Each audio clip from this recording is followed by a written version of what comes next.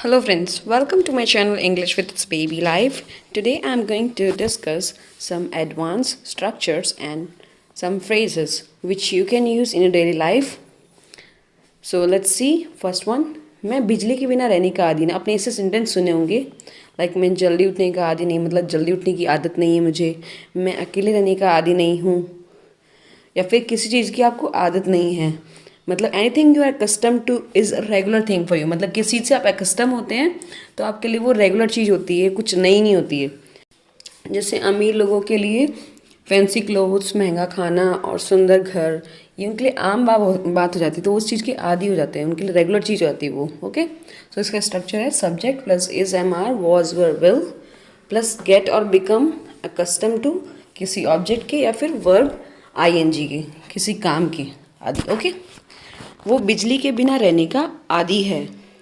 He is accustomed to living without electricity, या फिर he is habituated और use to living without electricity.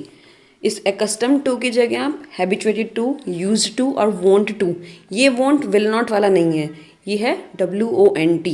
Okay, सो उसमें apostrophe नहीं है. वो इतना जल्दी उठने की आदी नहीं है.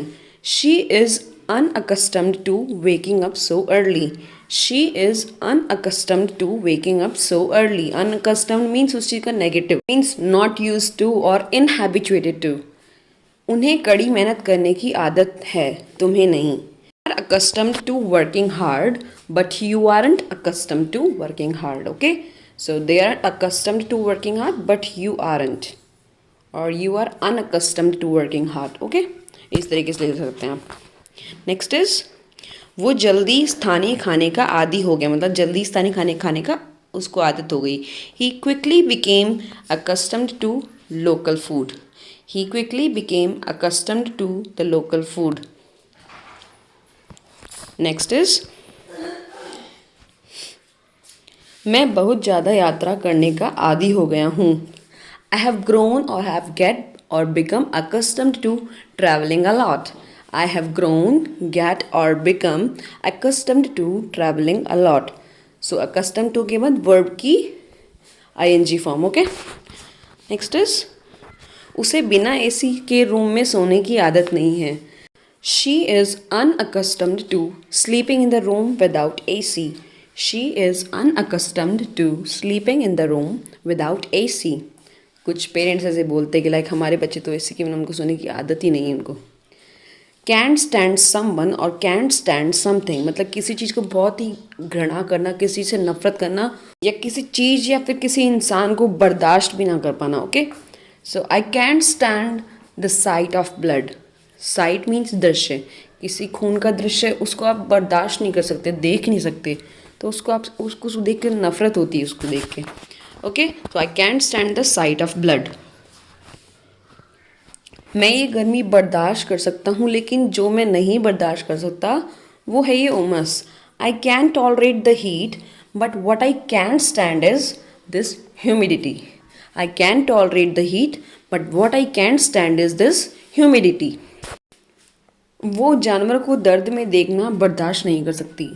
She can't stand to see an animal in pain और she can't stand seeing an animal in pain. So दो तरीके से कैंट स्टैंड टू सी और can't stand seeing an animal in pain. Okay, जो लोग जातिवाद का मजाक बनाते हैं मुझे उनसे नफरत है. I can't stand people who make racist jokes. I can't stand people who make racist jokes. So racism होता है जातिवाद. ओके, मुझे करेले से नफरत है. I can't stand bitter gourd. I can't stand bitter gourd. Next is third is with an eye to. With an eye to means with the purpose of, intention of, मतलब किसी चीज़ के उद्देश्य से कोई काम करना. ओके, सो इसके एग्जाम्पल देखते हैं. वो तुम्हारे पास पैसे लेने के उद्देश्य से आया था. He came to you with an eye to borrowing money. He came to you with an eye to borrowing money. Borrow means उधार लेने की उससे. ठीक है, नेक्स्ट इज मैं नई कार खरीदने के उद्देश्य से पैसे बचा रहा हूँ. I am saving money with an eye to buying a new car. I am saving money with an eye to buying a new car. Next is वो ये कोर्स बाहर नौकरी पाने के उद्देश्य से कर रही है. She is doing this course with an eye to getting a job abroad. She is doing this course with an eye to getting a job abroad. मतलब देश से बाहर. For want of something. For want of something means किसी चीज़ की कमी होने की वजह से या फिर किसी चीज़ ना होने की वजह से, मतलब किसी पर्टिकुलर सिचुएशन में आपको कुछ चीज़ चाहिए और आपको नहीं मिल रही या फिर आपके पास है ही नहीं वो चीज़, तो उस टाइप के सेंटेंस में हम यूज़ करेंगे for the want of. Like वो पैसे की कमी के कारण अपनी पढ़ाई पूरी नहीं कर पाई, या फिर अच्छे आचार की कमी के कारण उसे स्कूल से निष्कासित कर दिया, प्रोजेक्ट की पर्याप्त फंडिंग की कमी के कारण प्रोजेक्ट असफल हो गया. सो इसके एग्जाम्पल देखते हैं. प्रोजेक्ट पर्याप्त फंडिंग की कमी के कारण असफल हो गया. The project failed for the want of adequate funding. The project failed for the want of adequate funding. यहाँ पे वांट है WANT, ओके, WONT नहीं है. अच्छे आचार की कमी के कारण उसे स्कूल से निष्कासित कर दिया. He was rusticated from school for the want of good behaviour. He was rusticated from school for the want of good behaviour. Next is वो पैसे की कमी के कारण अपनी पढ़ाई पूरी नहीं कर पाई. She couldn't finish her study for the want of money. She couldn't finish her study for the want of money. सो इस तरीके से आप अपनी सेंटेंस बना सकते हैं ये स्ट्रक्चर ऐड करके. Okay, next is if that's the case means that is the case और दैट वाज द केस भी हो सकता है. ओके, सो या तो ये सेंटेंस से पहले लगा दो या फिर आप सेंटेंस से बाद में लगा सकते हैं. सो इसका मतलब होता है अगर ऐसी बात है, इस टाइप के सेंटेंस हम बोलते हैं तभी स्ट्रक्चर यूज़ करते हैं. लाइक अगर ऐसी बात है तो तुम ऑफिस के लिए जल्दी निकल जाना, मतलब बॉस ने डांटा होगा तो आपने बताया होगा. If that's the case you can leave for office early.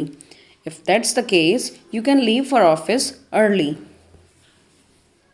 Next is अगर ऐसी बात थी तो तुम्हें उसके साथ जाना नहीं चाहिए था.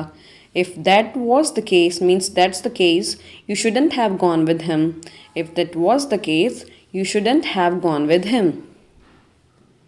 Next is अगर ऐसी बात थी तो तुम्हें उसके साथ लेटर नहीं भेजना चाहिए था, मतलब लास्ट टाइम भी उसने ड्रॉप नहीं किया letter. If that's the case, you shouldn't have sent the letter with him. If that's the case, you shouldn't have sent the letter with him. Next is अगर ऐसा है तो तुम्हें अभी चले जाना चाहिए. आप इस चीज़ को ऐसे ही बोल सकते हैं. If it is so, if that's the case की जगह इफ़ इट इज़ सो भी बोल सकते हैं. You should go right now. If it is so you should go right now. से वॉट यू लाइक और विल और वॉन्ट का मतलब है जो चाहे कहो.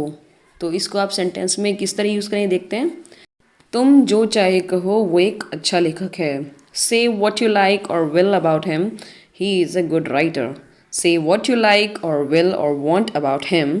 He is a good writer. Next is तुम जो चाहे कहो वो बिजनेस चलाना जानता है. Say what you like or will or want about him. He knows how to run a business. Say what you like or will about him. He knows how to run a business. Thanks a lot for watching. If you like the video, then do subscribe my channel for more videos like this.